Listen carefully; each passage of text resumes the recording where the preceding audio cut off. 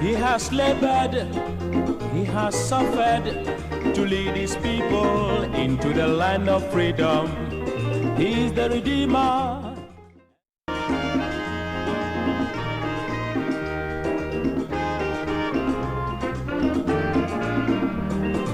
He has labored, he has suffered to lead his people into the land of freedom. He is the Redeemer. Why should I vote for President John Dramani Mahama? Why should any Ghanaian go to the polls 2024 and vote for John Dramani Mahama? You know, Amma, it's interesting that you say this. A few days ago, I got a very interesting text message. Right. A friend of mine had actually taken ill and gone to the University of Ghana Medical Center for medical attention. She sent a text and said, Joyce, kindly extend and express my very sincere appreciation to former President Mahama. I can't believe there's a facility like this here in Ghana. Can he please do something about Kolebu when he comes next? It summed it up for me. Amma, it is not because I work for John Mahama. I heard another person who said, look, for James' tolerance alone, for his experience, for how he handles things even under pressure, for his sincerity. You know, there are things we normally don't look out for in our leaders. A leader who looks you in the eye. Look, presently, one of the biggest threats to our democracy, beyond the new Patriotic Party and President Akufo-Addo and Baumia, is unemployment. 2 out of every 3 women you meet is unemployed. These are statistics by the Ghana Statistical Service. That is a clear challenge. It is a matter that should engage everybody's attention day in, day out. What would you rather have? A leader who believes in media freedoms, a leader who believes in live and let live, a leader who believes in tolerance, a leader who understands that at this moment in time, this is what Ghana needs. Apart from that, remember that to lead a country successfully, Amma, you also need to have a certain vision coupled with imagination, a can-do spirit. You know, sometimes the flowery language is good, but a leader can also, in a very few words, speak very succinctly to what they want to do. A few weeks ago, I remember we were in Northtown on Pan-Africa on Saturday, and I asked the people who were with us, have they received the $1 million that they were promised? They said no. Have they received the roads they asked for? In fact, the road network has gotten worse. Have they received the one district, one dam? They said no. Have they received the factories that they were promised? They said no. And so I asked them, why would you want to believe anything they say going forward? And that is where we are. I have no doubt in my mind that in all humility, John Mahama has been there before.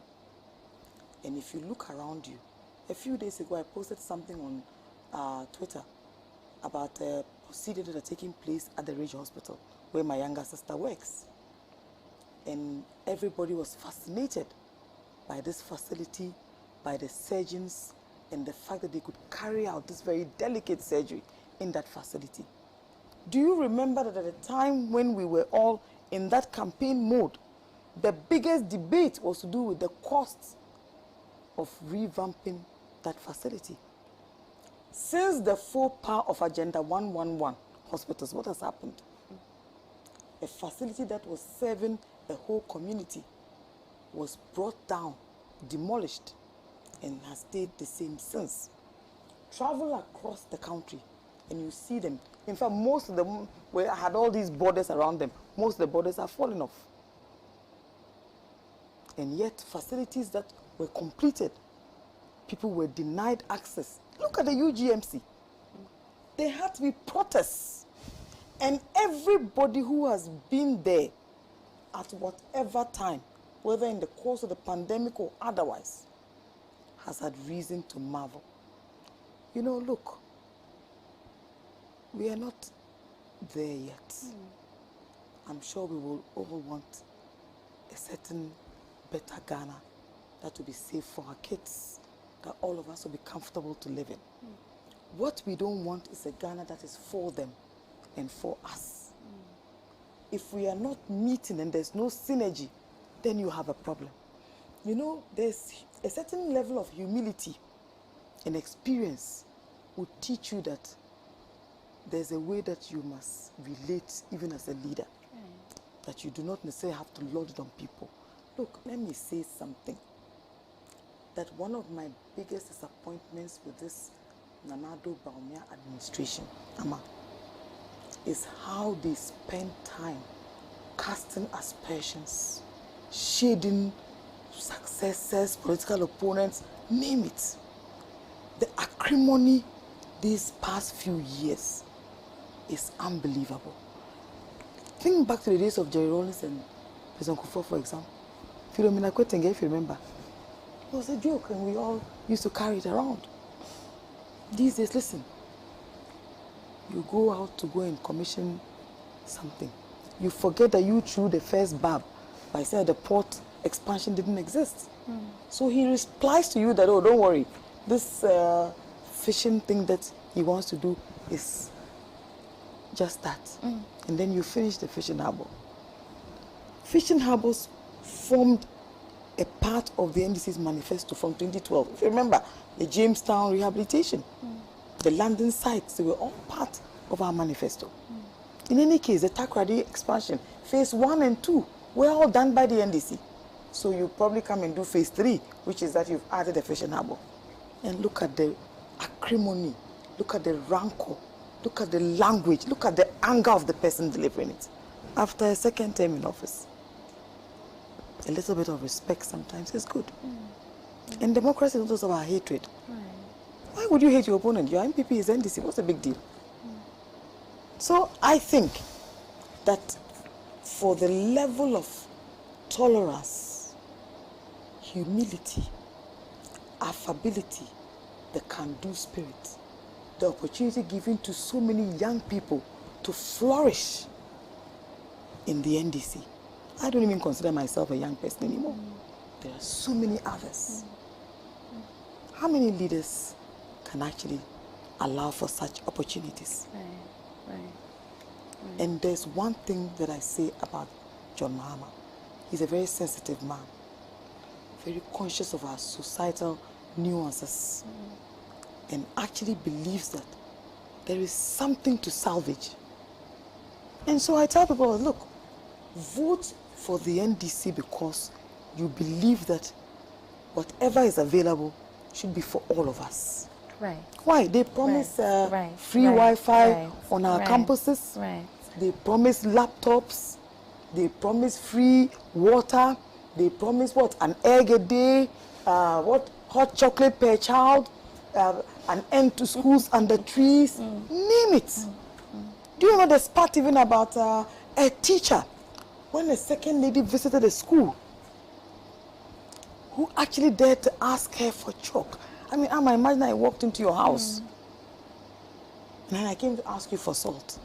How would you feel? There's some people who don't even eat salt. A second lady comes to visit you in your class. She actually came bearing gifts. There could only have been a need to embarrass her. And for what? Look at what the nurses did when President Mahama visited one of the regions in Ghana. Up in the northeast. Think about it. You understand? Yeah. Genuinely, for all the lectures that President Akufo-Addo and Bawumia delivered, what has changed? Where was the dollar when we left office in 2016? That's a whole conversation. Unfortunately, our time is up. That's a whole conversation. Fuel when we left office. Look, Ghana's economy was posited to grow by 8% by 2017. This was a World Bank report. It wasn't generated by us. We were actually...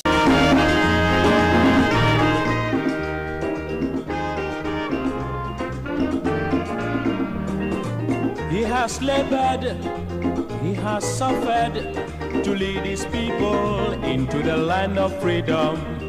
He is the Redeemer.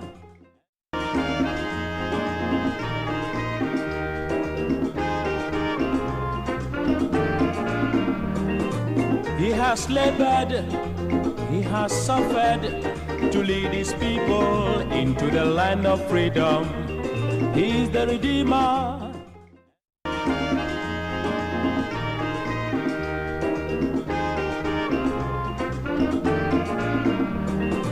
He has labored, he has suffered to lead his people into the land of freedom. He is the Redeemer.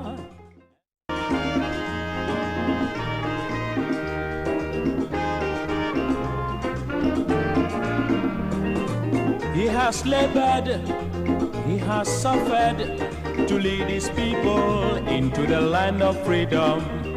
He is the Redeemer.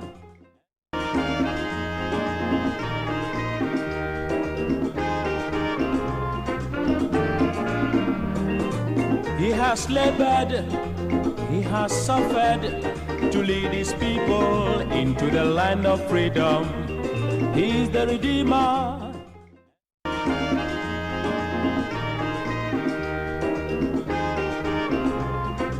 Pan-African Television, good morning to you and welcome. We are live on Facebook. Pan-African Television is the page you need to be looking for. Same for YouTube, so you can watch us live on the go anywhere you are headed. Don't forget, we're also live on several affiliate radio stations across the country. We are live on Radio Gold. I am Sena Nombo and I welcome you to today's edition of the mother of all talk shows, Alhaji and Alhaji, live from the studios of Pan-African Television. Here we say it as it is, no matter who is involved. In the end, we'll leave you better educated. This morning, we're going back to a decision that was taken some time back, about 2 weeks ago, because it has all now crystallized. The parties have already moved to the grounds, and they are working towards winning the Assin North by-election. Mr. James Gyakye Quayson, whose election was declared null and void, with the Supreme Court directing that his name be expunged from the records of Parliament, has also indicated that he will be contesting in that by-election, now that there's no question about his citizenship or allegiance. The NDC has given him their full backing and will be putting him up as their candidate for the Assin North by-election. The NPP is almost close to electing a candidate for the Assin North by-election, and then all will be set. Don't forget, the elections will happen this month. There are suggestions that already there are equipments on the ground, with some work being done in a move to ensure the governing party wins. So we're talking about the Assin North by-elections and matters arising, of course, because there are still questions about the decision that was made by the Supreme Court. At this point, we still don't have the full ruling. The Supreme Court has made a promise that we'll get it on June 6th, a day after Parliament has resumed. Then we'll talk about the new Patriotic Party, because this week, the two leading contenders in the race picked forms. The Vice President, Alhaji Baumia, and of course, Mr. Alan Chamantin, both picked forms. There are other people who picked forms, including Member of Parliament for Assin Central, Honorable Kennedy Japan, among others, also picked forms this week. But we'll be focusing specifically on the ambitions of our Vice Presidents, who wants to be president. So we'll be talking about that, and then the race to who becomes the flag bearer of the new Patriotic Party. We are following that race keenly, and we are discussing that this morning. And then the third issue we'll go back to is a matter of the Chief Justice nominee, her faith. The minority is not so clear on whether they will be backing her nomination, but they said they do not have a problem with her, just that they are still waiting for that judgment of the court. The reasons that formed their basis for concluding that Mr. James Gyakye Quayson owed allegiance to another country, hence should not have been allowed to contest in that election for him to go on and win it. Said they are still waiting for that. They must first see it and then decide whether or not they are behind her. But they haven't said they are going to oppose her. So we're talking about her vetting, and then there's the big issue we'll be focusing on is actually the matter of the birth certificates. Her question, Honorable Mama Yariga describes as contradictory to the decision of the Supreme Court on the matter of whether or not the birth certificate is a document is an identity document, especially to determine nationality. I know a lot of you have watched the video. What do you think? So we'll be focusing on that this morning. These are the issues we'll be talking about on the mother of all talk shows, Alhaji and Alhaji. And joining me this morning, sitting to my right today, is Mr. Kwesi Prajina, who is General Secretary of the Socialist Movement of Ghana. Sitting by him and moving towards my far right, is lawyer Pierre Dankwa, who joins us this morning. Good morning to you. Wearing a Liverpool shirt.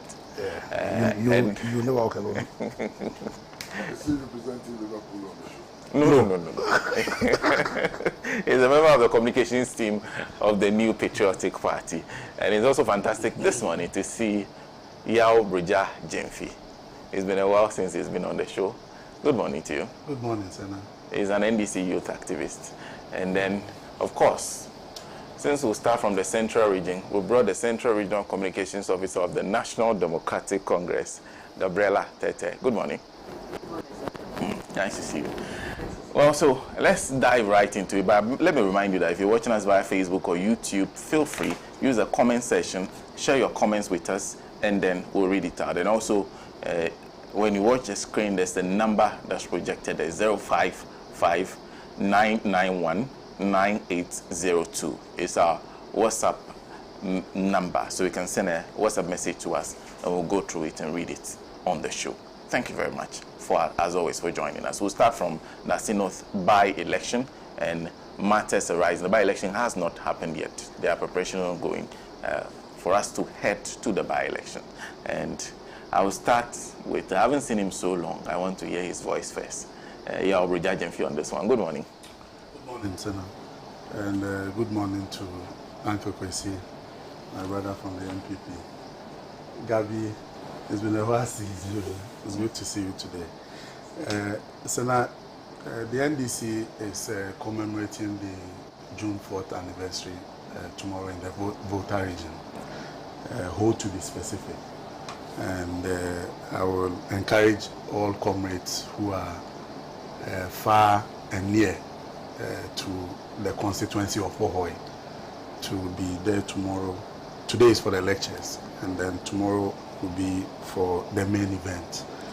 His Excellency, the former president, will be there. Party, the leadership of the party will also be there. So now on Assin North, I have been asking myself, you know, there was elections in Assin North in the 2020 elections.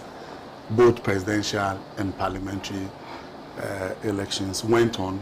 The people decided who they wanted to be president and also decided who they wanted to represent in parliament. And in that election, they were very clear that they wanted His Excellency Nana Akufo-Addo to be the president of Ghana.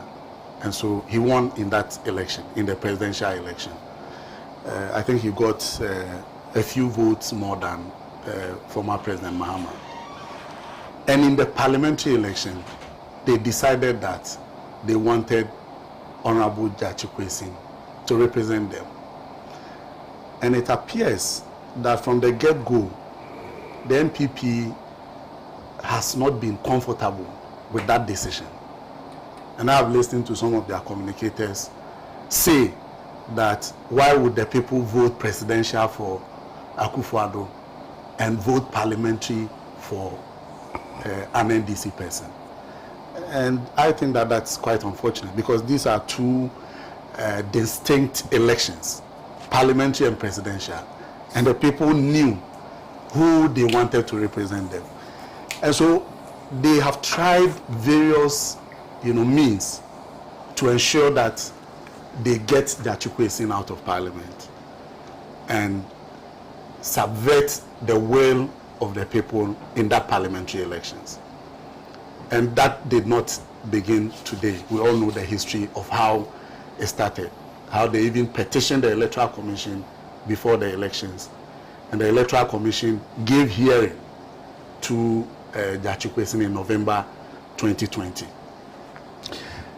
I asked myself that the Electoral Commission opened nominations and closed it. So why did they call Gyakye Quayson back when some NPP persons in the name of concerned citizens of Assin North petitioned the Electoral Commission to disqualify Gyakye Quayson? Because the Electoral Commission had opened nomination and closed it. And so once they petitioned the Electoral Commission, and if the Electoral Commission had grounds that the petition had some merit, they would have gone ahead to disqualify Gyakye Quayson. But the Supreme Court had taken a decision which I believe that the Electoral Commission was guided by when the petition was sent to them. You remember that in 2016, the Electoral Commission disqualified some presidential aspirants. One person, in the person of Papa Kwesi, took the matter up to the High Court. The High Court overturned the decision of the Electoral Commission. The Electoral Commission was not satisfied, so they went up to the Supreme Court. And if you read that judgment, it will be very interesting to read the judgment that the Supreme Court will be releasing June 7th or 6th. Because in that judgment, the Supreme Court, who in many decisions have held that the Electoral Commission is an independent body, and so what they do must not be interfered by any other body or authority. In the case of Papa Kwesi, the Supreme Court virtually usurped the authority of the Commission, reopened nominations, and gave a date for closing. If you read the orders of the court, I think they reopened nominations from 7th of November and closed it on 8th November. It is in their judgment.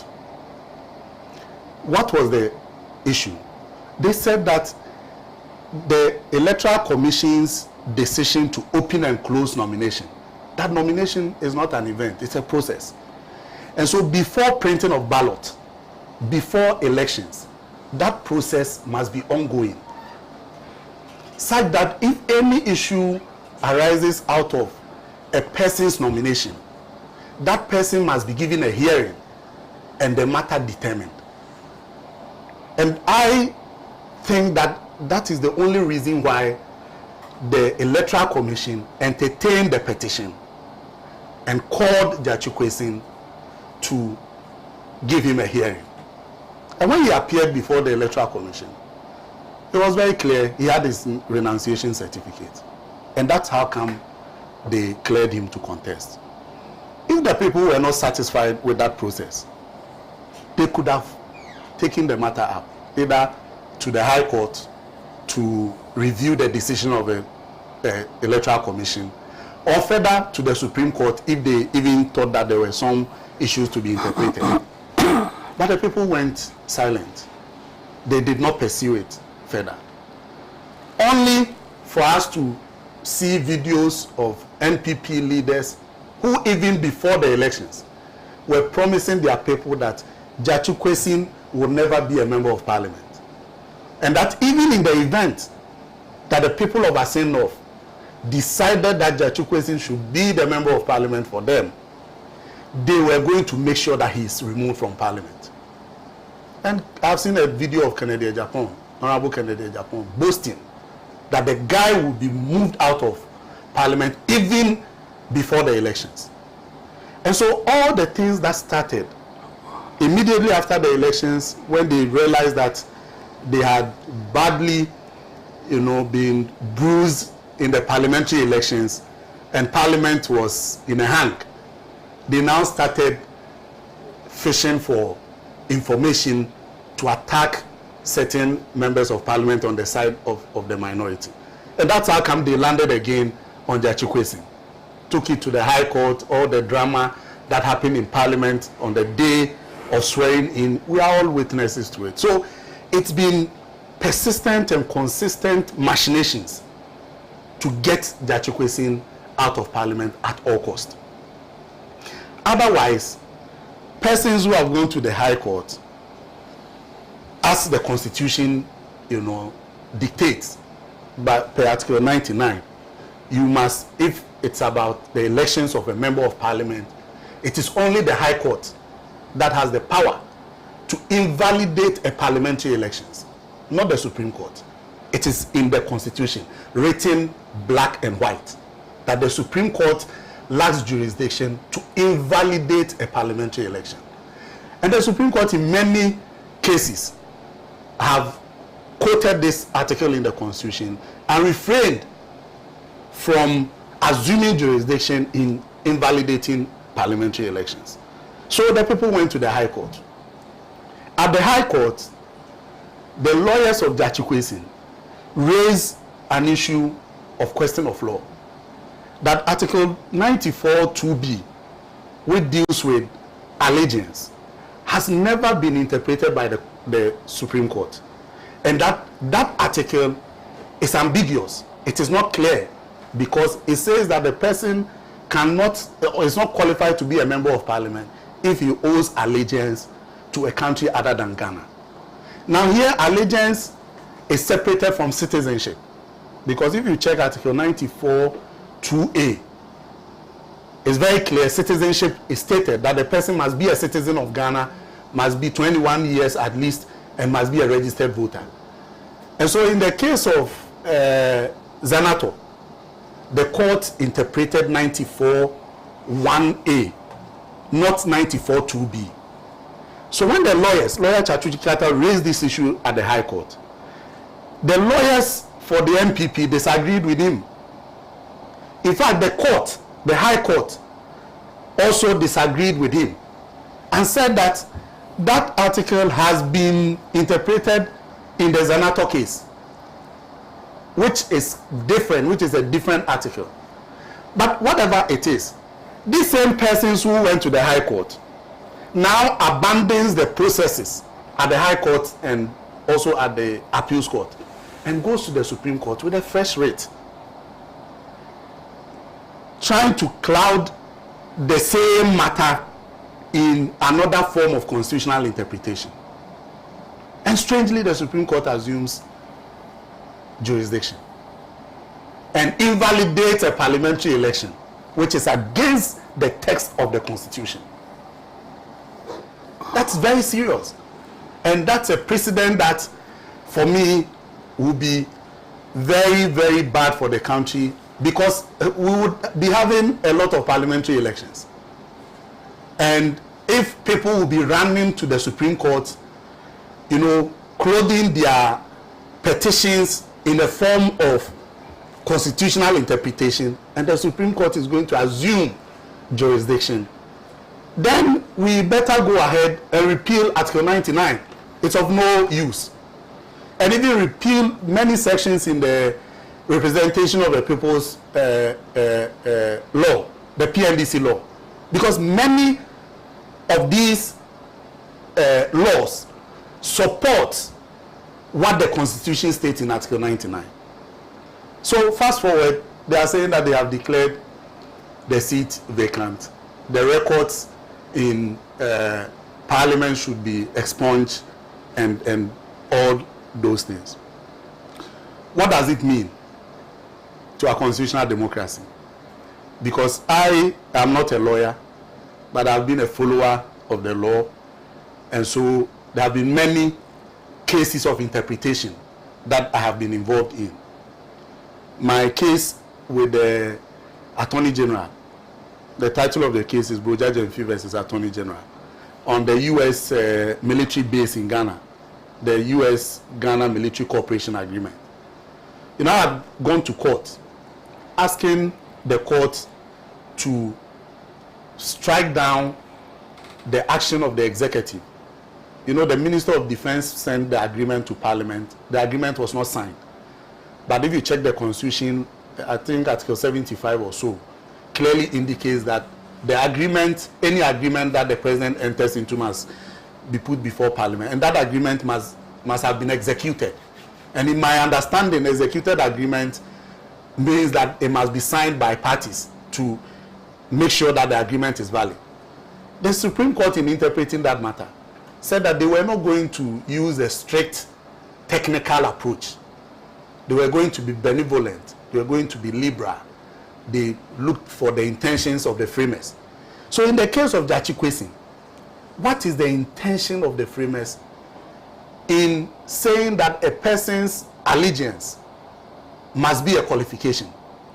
And I've pointed out to you that the Constitution, the framers, the drafters, knew that allegiance is different from citizenship.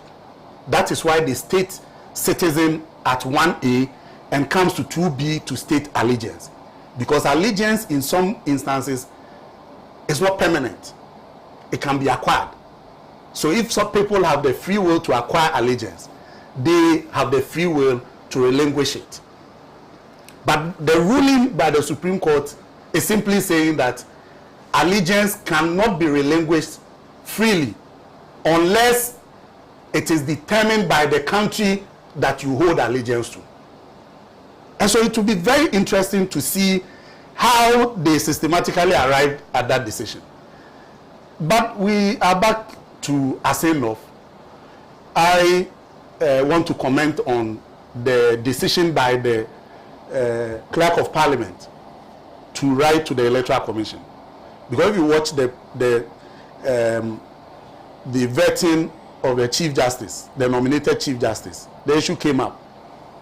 Honorable Afenyo Markins raised the issue that if the ruling of a court is published, and Gyakye Quayson, of course, has said he doesn't want to pursue the matter any longer, but he can change his mind. If he decides to pursue it, what happens to the dates announced for the elections and all that? And so I was thinking that the Clerk of Parliament should have waited and not take direction from the Attorney General, who wrote to Parliament directing Parliament to declare the seat vacant without accompanying the judgment of the court. And the person who is affected has the right to go for a review if he meets the threshold. And so that's very problematic, and I think that we must begin to look at that. But in Assin North, like I stated, the people wanted Gyakye Quayson. I visited Assin North after the High Court ruling on the case. And we were in Assin Breku. We visited some chiefs and some opinion leaders. And the kind of testimonies they gave about Gyakye Quayson, I was shocked. In fact, in the palace, I remember whispering to the national chairman at the time, Honorable Ofosu-Ampofo, that look, it's not necessary to pursue this matter further. Let's come back to the people to decide. Because the people espoused the integrity of the man, his selflessness, how even when he was in Canada, how he was helping the constituency from his own resources, how he decided to abandon all the enjoyment, let me put it that way, in the minds of the ordinary Ghanaian that people would have if they were citizens of a country like Canada, and decided to come down, abandon his businesses and everything just to serve the people. And so I'm very clear in my mind that the people are simply going to correct the wrong that has been occasioned by this judgment of the Supreme Court. And it's very clear from some of the social media videos I've been seeing where the people are hooting and ridiculing the NPP attempt to hoodwink them by developmental project, the sudden flooding of the area with earth-moving machines and the vote-buying gimmicks and everything. And so I know that this by-election is a by-election that will bring justice to the people themselves, because they've been done, a lot of injustice. If you check from the time that Gyakye Quayson was injuncted and what it means by representation, the laws are very clear. If you check the Interpretation Act, or yes, I stand to be corrected, it interprets representation to mean at all times, at all times. And so once the Supreme Court decided that Gyakye Quayson's mandate should be suspended, they had done injustice to the people of Assin North because they were without representation. And so the people have an opportunity to speak loudly to authorities of the state that, as the Constitution states, the sovereignty resides in the people. And it is the people that form this Constitution, which form the government, which the judiciary is a part of, which the executive is a part of. And so we are back to the people to decide. And ironically, Gyakye Quayson is still in the picture. So the decision, if Gyakye Quayson is elected on 27th of June, which I firmly believe so, then what would have been the impact of the Supreme Court's decision? What would have been the essence of the decision? Because the person must not hold allegiance to any country as a member of parliament, not when even the Electoral Commission has not accepted whether the person is a candidate or not. Because we must look out for the intention. What is the intention? We don't want members of parliament who hold loyalty to other sovereign countries to sit in parliament and make laws for the people. For me, that is the intention of the framers. And if you want to be liberal, if you want to be benevolent, as they did in my case, you would come to no other conclusion that the framers intended not for anybody to be in parliament whilst the person holds loyalty to another country. But was Gyakye Quayson in parliament at the same time holding allegiance to another country? The answer is no. And so if you come to that conclusion, then it means that the Supreme Court has done grave injustice to Gyakye Quayson and the people of Assin North. And so this election, for me, is about bringing justice to the people themselves and to Gyakye Quayson. And also looking at the developmental initiatives by Gyakye Quayson.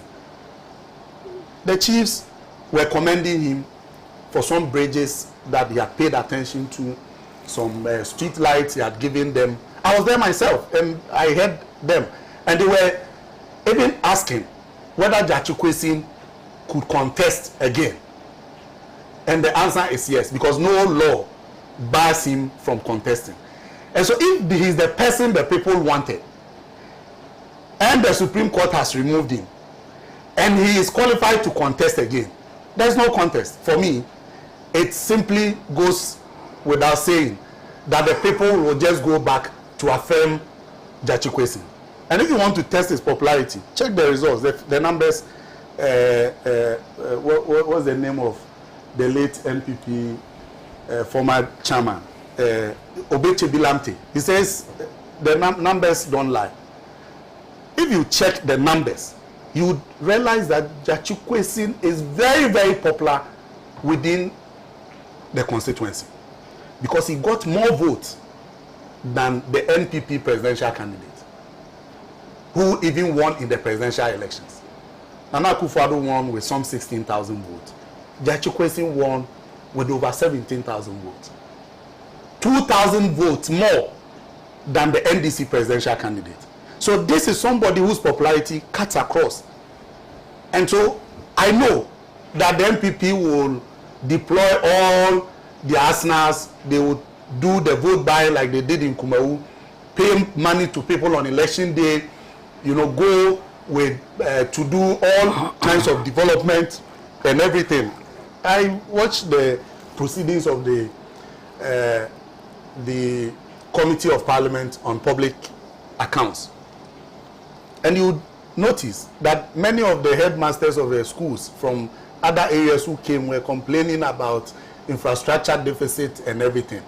And the headmaster for Assin Breku said that in the last 6 months, he has gotten more than enough facilities to serve the school because the NPP themselves, because they knew what they were doing, they were ahead, trying to do all that they can so that when 27 come, the day comes for the by-election, they will hoodwink the people and say this and what we have been doing in the constituency. So Assin North, for me, is just for Gyakye Quayson to take. For me, it's not even a matter of NDC, NPP. It's a matter of Gyakye Quayson, the people taking him back, because he has not changed in any form. He's the same Gyakye Quayson they knew before 2020. He has not changed in character. He has not changed in his approach to the people. Even when he was injuncted, restricting his parliamentary duties, he was still in the constituency with his people. He did not abandon them. He has always been with them. And so Gyakye Quayson has been taken out. Gyakye Quayson will be brought back by the people of Assin North. Thank you. Thank you, Broja. Thank you. Well, so basically we know the conclusion. My elective master in Sogasco used to say, the answer is not as important as how you arrived at the answer. So we know the answer that has been given by the Supreme Court, but we do not know how they arrived at the answer. So we are still waiting for the decision itself, how they arrived at the conclusions they have. I'll go to lawyer shortly because I realized he was watching Broja carefully. Broja went into your arena a little bit. But let me remind you that we are live in the central region on Benya FM in Elmina 105.7. If you're listening to us via that platform, a big thank you for choosing the Mother of All Talk Shows, Alhaji and Alhaji. We are just discussing the matter of Assin North. By-elections headed there shortly. Let me do a few messages. This is Dennis Yakwete who says, the Assin North by-election presents yet another opportunity for the electorate to reassert their authorities as real kingmakers. And if they should do the needful, Mr. Gyakye Quayson should win the said election even with much bigger margin. For Dr. Bawumia, the least said about him, the better. But there's conflict between my heart and my head, as my head would always go for the mediocre. It's telling me that Dr. Bawumia is likely to triumph because of some political miscalculations made by Alan Cash and put into quote his decision to contest Nanado for the second time. In the past, for which some believe Alan must still be punished and all resources are being deployed covertly to achieve just that. For the CJ nominee, irrespective of her sterling performance, her response to the birth certificate question was a disaster. And if the entire vetting was to be reduced to that, it would be unacceptable to pass her. But I wasn't surprised because such self-imposed shoddy response from her was for a reason. Consistency relative to the posture of the court on the said subject matter in recent times. Shalom. Robert Antonio Nelson, he only says, Kennedy is my favorite. Goy Lolonya says, Assin North people will show everyone that their conscience can be easily bought like the Kumewu people. Mohammed Osman says that Assin North by-election should be a test for the 2024 elections. We pray that the people should ensure they vote massively for the NDC candidate to prove to them that they are wise and smart. We talk with Dr. Bawumia. The least we talk about him, the better. He will not win. Osman sent that from Savelugu. Thank you for that message. There's Peter Vladimir Asiem says, passport and ECOWAS identity card has an expiry date. Does it mean that when this document expires, your citizenship as a Ghanaian also expires? Ask, so that she was the unanimous FC for him. Now they accept it. So, Agide says, I need some clarification. Our vice president is in office and has not resigned, still pursuing for another post. Is that how the procedure is? I don't think I'm qualified to respond to that. Sumani Hamza says, a good morning to you. Whether rain or shine, the good people of Assin North will surely vote against this arrogant, wicked, pompous, heartless, and corrupt NPP. But NDC too should not relax because this people can do anything for power. That's Agi says. Emmanuel Boekwe says, Ghanaians, I told you so. That when they were going to school, they did not pay attention in the classroom. So now you know and understand what I told you so about. Thinko. That's coming from Julius. Kofi is talking about Dr. Usu Efriakuto picking his nomination forms to run at NPP Flagbearer. I want the youth to focus on voting for him because he has them at heart. He's done a good job in the agriculture ministry. Therefore, he deserves our vote to become president. Dr. Dumblo in Apeusika said the people of Assin North sent a remarkable signal to Ghanaians that you cannot fool people all the time, which is why they hooted at the NPP. To them, Honorable Quayson is their Messiah, and through him, they are witnessing development. Therefore, though they acknowledge the bizarre verdict, they see it as a divine way for them to get development. They will vote massively for Honorable Gyakye Quayson. That's coming from Dr. Dombo and Ape Usika. Lawyer. Sena, let me take this opportunity to wish your viewers a good morning. Wish our uncle, comrade, Christopher, good morning. For once, I was wondering whether Brigadier Jimfi was a lawyer. Even though I disagree with his submission, I think it was a very good one. And then now, and also to say hello to my sister Gyakye. Hopefully, we can have a very fruitful discussion.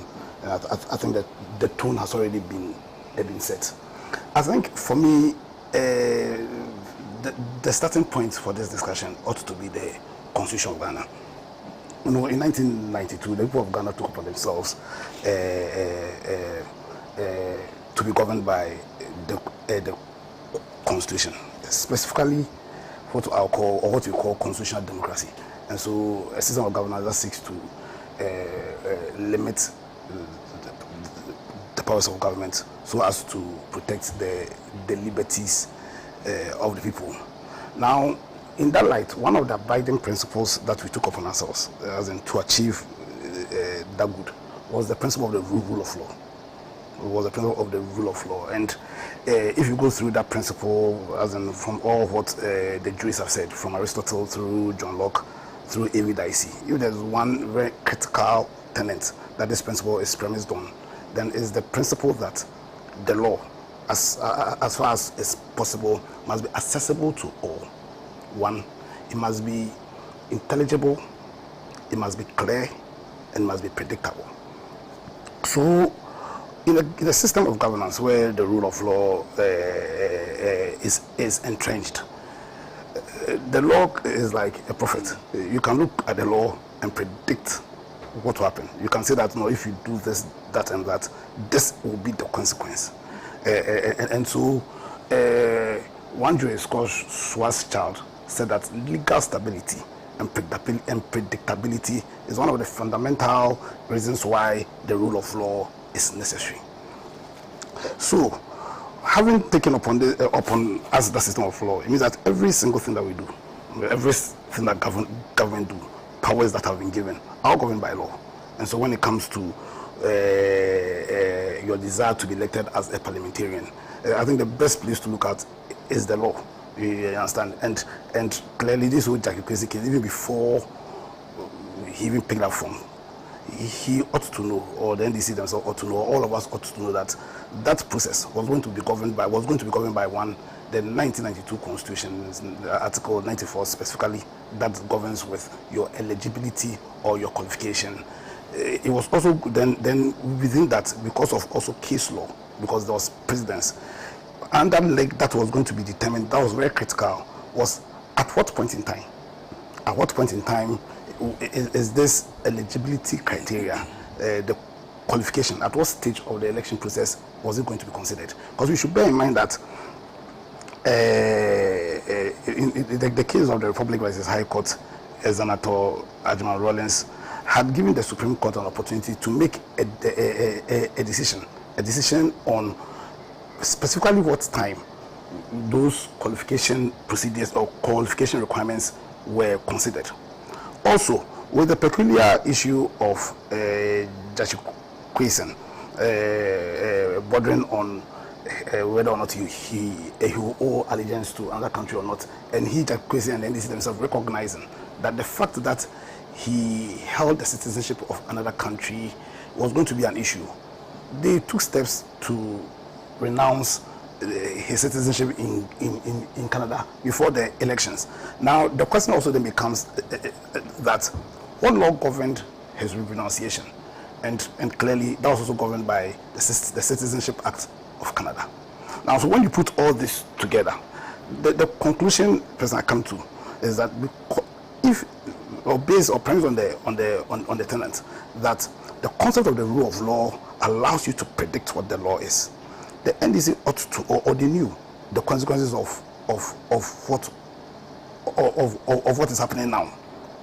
Now, to delve a little bit into it, I think the most critical issue here was one, whether or not Gyakye Quayson renounced his citizenship, and two, whether at the what period was the question of whether or not he had renounced his citizenship critical. Now, you go into the case of Zanato Rollins, as in the Republic West High Court ex-party Zanato Rollins, and I'm sure the facts of that case is known to all of us. But essentially, an election primaries was held by the NDC. Zanato Rollins won. Certain persons or his contestants, as in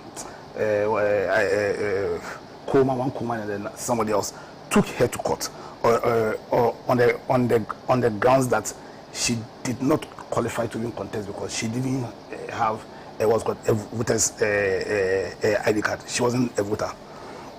Now, Zanato, after her defense, challenged the jurisdiction of the court to hear the matter. Now, the court threw her case out, and then she went to the Supreme Court, invoking the supervisory jurisdiction of the court in result of the matter. Now, in that case, you know, NDC was an interested party in that case, and the issue in that case was simply, and then I want to quote from there, was, when can it probably be said that a Ghanaian citizen is by reason of non-registration as a voter not qualified to be a member of parliament within the meaning of Article 94(1). Now this is what the NDC's lawyer, and that was the position of the NDC, said. He said, so he said the Council for the Second Interested Party, NDC, expressed a similar view and submitted that Article 94(1) becomes operative at a time when the statutory mandated body, Electoral Commission, commences the statutory process for nomination and filing of parliamentary candidates for parliamentary elections in the various constituencies, and not any time before this. So, premised on this, the Supreme Court head, and I'm quoting from what Benin JSC said. He said, consequently, it is our view that the eligibility criteria set out in Article 94(1) come into force only when a public election of a member of parliament has been declared by the Electoral Commission, and it has set the time to file nominations. Thus, a person who qualifies to enter parliament must be a Ghanaian citizen, 21 years or beyond, and a registered voter. As at the date, now that's what is, as at the date he files his nomination papers, within the time stipulated by the Electoral Commission for that particular election. That is the true intent of Article 94. So, even before NDC themselves opened nomination, even before the EC filed its nominations, the NDC knew, because that's their position. That's the position of the NDC. The position of the NDC is that the eligibility criteria, or your qualification, is determined at the time when nominations are opened. That's the NDC's position, which was accepted, or which was then made into law, or became the decision of the Supreme Court. Now, then the second issue had to do with the renunciation. And there again, we are saying that the renunciation, whether or not you have renounced your citizenship, you cease to be a citizen of Canada, was dependent on the Citizenship Act of Canada. In fact, specifically, Section 9. Now, what did the, and we can Google and check. Now, what did their law say, the Canadian law? Because per Canadian law, your renunciation of your Canadian citizenship does not happen only because you have expressed an intention to do so, an intention by way of an application to renounce your citizenship. Because we should be mindful of the fact that the UN itself has a convention against what we call statelessness. The UN recognizes that it is so deadly to have any human being who is without a state. And so at every point in time, you must belong to a country. So sometimes if you renounce your citizenship and they say you don't belong to any country, then what is going to happen is that you'll be stateless. And so the Canadians who are signatory to this act and have reduced it into their laws recognize that the mere fact that you have applied to renounce your citizenship in itself does not constitute a renunciation. And so what they'll do is that they'll obviously go through it and then approve or disapprove of same. Now, their act then specifically says that when you have applied for the renunciation, that renunciation will only be done or the date of your renunciation will begin from the date stipulated on your certificate of renunciation. In Gyakye Quayson case, it was sometime in November. You understand? So that per Canadian law, Gyakye Quayson ceased to be a Canadian citizen in November 2020, by which time the EC had launched closed nominations. So simply put, as of the 5th of October to I think the 8th of October or 9th of October, when EC opened nominations, Gyakye Quayson was still technically a citizen of Canada within the Canadian law itself, and premised on the predictable nature of the law, premised also on NDC's own position expressed in the Assin case when they were the interested parties. The NDC ought to have known, or they knew, that the period where Gyakye Quayson's qualification would be considered was the period when the elections, the nominations was filed, and so out of the time of the election, the person did not qualify to even contest the elections in the first place. I'm really saddened by this issue, and I'm saddened because for me, I see Gyakye Quayson as a patriot. I see him as a patriot because for somebody who had worked in Canada, like they say, for a very long time, worked at a very top level, he won the elections. Clearly, he's very popular there, and his popularity will be as a result of how he lives there. The mere fact that after a long service in Canada, he could have retired there, enjoyed all his benefits, but yet he chose to come and serve his country, his nation of birth. I think that the NDC owed not just Gyakye Quayson a duty, but the entire country a duty to have ensured that they did all in their power to ensure that, to ensure that he qualified. And two, when he didn't qualify because his renunciation then was not ready by the 5th of October, they owed it to the safety and well-being of Gyakye Quayson himself that he didn't even pick forms. Because under the 5th of October, Gyakye Quayson was not qualified to contest in the first place. And I look at what they are doing now, and they are pushing Gyakye Quayson once again into a ditch. Why am I saying that? I'm saying this because, you see, when you are filing your nomination forms, you make certain declarations. You make certain declarations, statutory declarations, that what you are saying is true, and at the time when you file the forms, you are not a citizen of any other country, blah blah blah blah blah blah blah blah. And those declarations are governed by law. So already you have a situation where criminal cases are being Gyakye Quayson is being pursued for criminal case, and all this they are precedents. Remember the case of Sakande. You understand? There are precedents. Now, being a respecter of the rule of law, I believe in the principle that says that you are innocent until proven guilty. But at least the law being a prophet, it gives you what could happen in the future. So let's say NDC have brought Gyakye Quayson again. He goes and let's say he wins. But what happens when or if he's found guilty? Would have been brought back to square one again. So for me, there's a reason why it is necessary that we are governed by the rule of law. It's necessary why one of the fundamental tenets is that the law should be accessible to all. The law should be intelligible. The law should be clear, and the law should be predictable, because then it governs what you do and what you do not do. It will advise you on the steps to take. It gives you the opportunity to be strategic in certain decisions you make, especially in the political space. And for me, I think that strategically, Gyakye Quayson could win. You understand? We are going to contest him. We are going to do all in our best within the law to ensure that NPP wins that seat. You understand? But Gyakye Quayson can't win the seat. He hasn't. The fact is, in 2020, whether he was what's called eligible to contest or not, at least there's proof to show that the man is popular in his constituency. So I think for me that isn't really an issue. And so I can comfortably say that he's the favorite for this election. You understand? But we'll do everything within the law to make sure that we win the election. But in the event that he wins, there's this albatross still hanging on his neck. And this is not an albatross that one would say it's a novel matter. There's precedents. There's precedents that show that where somebody in a similar circumstances was caught within the same, the person went to prison. Why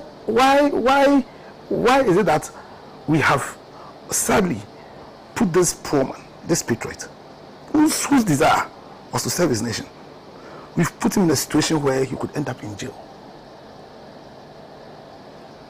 Really? Maybe if it's me personally, I wouldn't probably pursue that angle. But the point is, he's breached the law. Or there's an allegation that he's breached the law. Why having the benefits of law, having the benefits of precedence, why did NDC put this man in this situation? For me, that is my issue. And I know that we'll do the politics. We'll go there and go and campaign and all. But we should be guided by this. We shouldn't be talking about rule of law and constitutionalism and all. Every step that we take, we must be very strategic. And we must make sure that we take advantage of all the resources available to us. And one of those critical resources is the law. Yeah. And that's why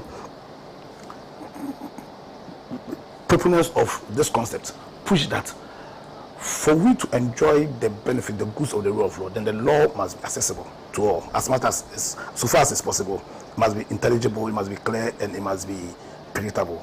So, to end, for me, I hope that all political parties, we are all guided by what is happening now. When we are taking decisions, we should be guided by what is in the best interest of the country, because all of what is happening is not in the best interest of our country. I know my brother here mentioned about the fact that the people of Assin will be without representation. Yes, unfortunately so. But that's why we are having a by-election. But this matter could have been prevented if NDC, knowing what the position of the law was, especially having been in a case where these same issues were considered, they haven't argued in favor of the position taken by the Supreme Court then, the High Court now. For me, cannot give any excuses to extricate themselves from putting the entire nation in this situation. And I hope that we'll be guided by this in our political activities. Thank you. Thank you very much, Lawyer. Thank you. Let me just go through the other radio stations that are currently tuning to us. Don't forget, we are live on Pan-African Television. We are live on the social media platforms of Pan-African Television, Facebook and YouTube. I see a lot of you watching us currently. We are live on Radio Gold 90.5 FM. We are also live on Shine FM in Akachi 96.9. Gales FM at Daklu 91.7, Niwasi Radio Ketekrachi 89.7, Sela Radio Dabala 97.1, Diamond FM has come to stay. Mr. Quayson had